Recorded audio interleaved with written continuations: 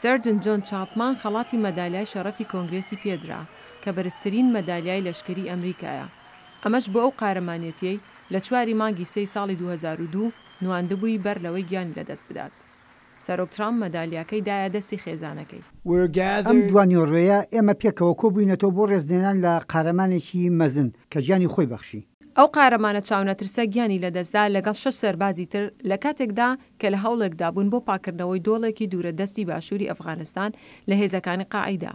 ئەو لەسەر چیای تاکوورغاری بە بەفردا پۆشرا و بە سەختی بریندار بوو. هۆشی لەدەستدا و لەو دەمەی هەڵمەتی برد بۆ حەشارگەیەکی تیرۆریستان.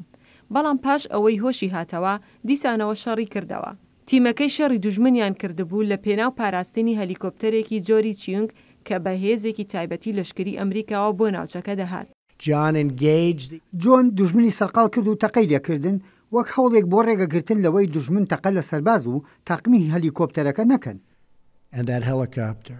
جۆن چاپمان دوایین قارەمانێتی خۆی نواند پاژەوەی وانزانی بوو گیانی لەدەستداوە و ئەمەش دواتر زاندرا. لە کۆتاییدا بە 2 گولەی دۆشکە کوژرا کاتێک لە نێو بەفرە زۆرەکەی سەر چیاکە ڕای کردبوو.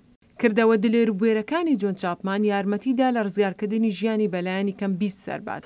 ژمارەیەک لەو سەربازانە ڕۆژی چوارشەمە لە مەراسیمی خەڵاتکردنەکە لە کۆشکی سپی ئامادە بوون.